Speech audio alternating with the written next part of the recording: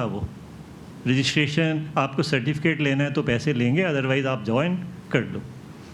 There were around 700 students in that particular course. I think evaluation is a very big deal to evaluate so many students in one course. Now what they had devised was very interesting system of assessment. They said that any assessment which is to be done for something which you post in the classroom will be done by 3 people. One is the instructor, other is you yourself will assess, third is a peer will also assess what you have done. At the end of it, I was knowing कि मेरे को कितने marks मिले हैं, and there was no grievance. मुझे भी पता लग रहा था मैं क्या कर रहा हूँ, और लोग भी मुझे assess कर रहे थे. Now, when the number is large, I think technology once again comes to our rescue because you have bulletin boards, etc., etc. One of the best things which was there was some people were very sympathetic to me. They were knowing कि इससे अच्छी नहीं बन रही है drawing. So they were telling me, look, if you do this, this is going to work. I learned in that course one very interesting lesson. It is not the pencil which is most important to sketch the things. It is the rubber. How do you use your rubber? At the end of it, there was a discussion going on. Are you going to take a certificate for it or not? I said, yes, we are going to take a certificate of it. And they said, why? I said, look, so much hard work these people have done to devise this single course. They have made me learn so many things. I think giving $45 is not a big deal. I would like to give that. But it was so nicely designed course, step by step, and at every step, I was being assessed. And technology was showing me those bar charts where I am standing in whole of my course itself. This is called continuous comprehensive assessment. I was knowing on daily basis how I am getting assessed. So I think we need to be open, talk about these. Maybe the leading institutions in the country can come forward to devise these kinds of things and set some examples. The question was more about communication post-assessment. Yes, it was like that. In simple words, I would like to say it's personal rapport that you have built with the student. Student has to trust you. That is what we have seen over the years, and that is what works. They don't need anything else, and that is what is not happening because of the proportions, ratios that we have and the time that we are spending with the students. You need to spend that kind of time. That is not happening. The two words Dr. Lokur used, proportions and yeah, okay. So actually your question dealt with trust, okay, and trust begets trust, but it requires those adequate ratios. Now, why we are not able to maintain those ratios, why we have large classrooms, why we have large numbers sitting for one professor? Because we are very hypocritic nation. We write something in the policies and never implement it. Okay, for last 75 years, you open the first report, okay, the Radhakrishnan Commission report, right, and then the Kothari Commission report, then later on 86, and so on. Everywhere, uniformly, it is written that 6% of GDP will be spent on education. It has never been spent, not even half of it. The moment you spend that, you will have very, very decent ratios in the classroom. You will require double the number of teachers, and you will be able to create those many positions. You see, her difficulty is what she mentioned in the very first remark about the CHBs. If she is not sure if she is going to give some classroom hours to the lady who is in front of her today, and tomorrow she may not have the work for her, what kind of trust, what kind of rapport, what kind of ratio, there is nothing like that. So we have to be, first honest with ourselves. We have to say that. See, for example, Mao Zedong did one big revolution in China. Later on, what Deng Xiaoping did is the industrial prowess.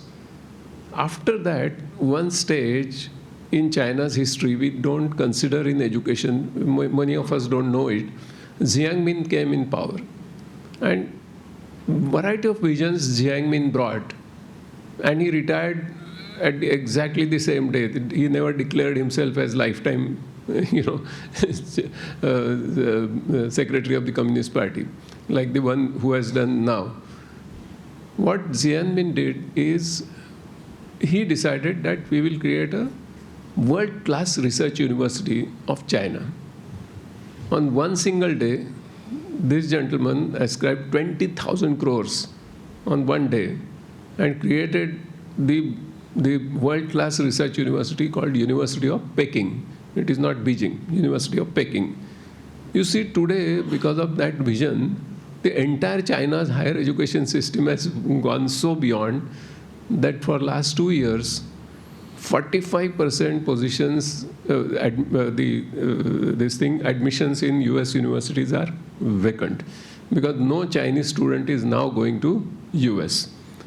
We run a company, I created a joint venture company of MKCL called MKCL Arabia Limited in Saudi Arabia. Recently I was there for the board meeting. I was asking how many of the students go to US from Saudi. For last several years, the number was 50,000, 55,000, etc. Last year, it has gone down to 1,500. I said, where are the others? Where are the others? Where have they gone? All of them have gone to China. Okay. Now, if we are not hypocritic, if we are writing that we have to create research-intensive universities, then we have to create that funding. We have all the funds for, what you call as those metros and bullet trains, etc., but we don't have money. Our simplest thing is we have to understand rock bottom reality that we have only 2.5% or 2% land on the earth, but we have a load of 18% population on it. The only agenda for us for development is education, education, and education. Human resource development, because that is the only resource we have which we can give to the world. Okay, we are giving those, sort of dirty, dangerous, and drudgerous job. For that, we are sending people out. When Gaza happened, all the people from Haryana were recruited, who were recruited to die, because Israel had no people to die. Okay, so those kind of people we should not send. So we have to be honest to what we are writing in policies. Last 75 years, we are a dishonest nation. We are very hypocritic. And finally, the principals like her, they are going from CHB faculty. I go to several colleges and I first ask the question, before I start anything discussion, how many of you are CHBs? Most of the hands go up. All the tempo is lost because, you tell them anything, tomorrow they may not be there to implement. What's the use? So the trust part will come through the exact word she used, ratio. Okay, smaller numbers in the classrooms, the teacher attending to them. And another thing in the policy, which is written, page number 33 perhaps, is that by 2035, we have to enroll, the general enrollment, gross enrollment ratio of higher education has to be 50%, meaning thereby that age group 18 to 23, all the youth in India, 50% of them have to go to college. Now, today, 2023 figure I have, I don't have 24 figure so far, 2023 figure is 28.3%, all India. Tamil Nadu is much ahead.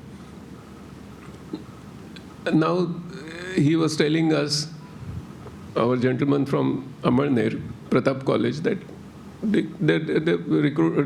admissions are falling. So let's consider that it is 25%. Okay.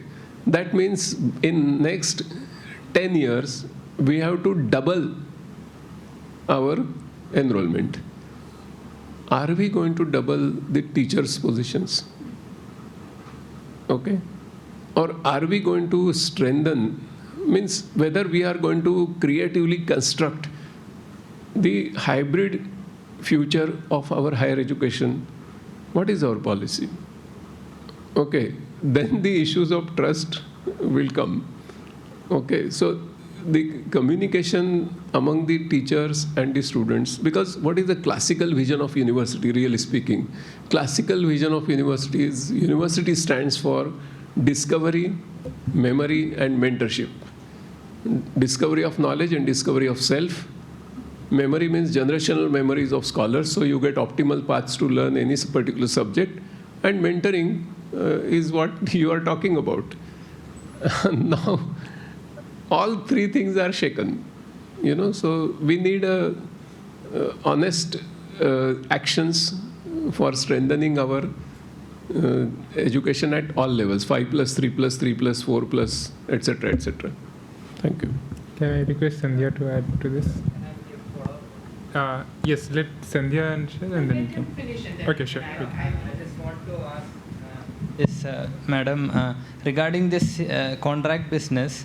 What is the government actually thinking? Are they just ignorant, careless, or are they have some logic, however weird it may be, which we don't understand? What Sir, is their... just now said, we are the GDP that we are supposed to spend 6%, we are not spending. One line answer, that's So it's it. just to save money. I cannot say much about it. Priorities are different, yes. Okay. So, That is happening. so coming back to the trust issue, I think that's a very important issue. I think it should be easier in a place like TIFR where you have, it's small. But my own feeling from coordinating largely the master's program and now the physics of life students whom I meet regularly who are on a different campus, two things seem to help. One is you're outside of the structure that they are normally familiar with. And therefore, they don't feel that what you tell them is going to flow into other ecosystems and therefore reflect back in the way they are viewed. Once you have that, and once you have shown yourself to be what I consider a black box, that what they tell you stays with you, then the trust building happens very quickly. The second thing which really helps in trust building is if they have shared interests with you. So there is one student or a couple of students with whom we discuss sport, with I discuss sport, and then then there are other things which they are likely to open up. And once they know what your teaching style is, and for instance, I said very openly that I declare very openly that nobody will fail my course, no matter what. Whether you show up, you don't show up, you will pass the course. Once you have that structure where you act on that, I find that trust builds because you stick to your word. And I think those were the things which I have learned from my time being a teacher and educator. It's actually much harder to build trust with people within your own group because you are, unfortunately or fortunately, part of the assessment structure. And you have to assess them. They can't plod around in their research, otherwise they will not finish their PhD in anything resembling a reasonable time. And your whatever work you do, you are not accountable for some university where time spent matters. It's going to be assessed by somebody else outside who's in the science community, who's going to say, well, you haven't done that and you haven't done this. So that becomes, overall, a much harder thing. At least that's my experience. I don't know what yours. Thank you, Sandhya. Questions? Yes. It's to the panelists. It's about evaluation of educators. So there are certain clauses, okay, you evaluate them for the hours spent with the students, and you also have a lot of emphasis or points given to evaluation on research.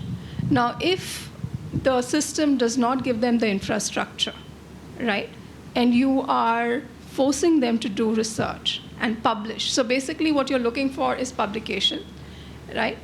Now, how are you going to get good quality publications if there's no infrastructure and there's no time for the faculty actually to do it because he or she is laden with the teaching? So is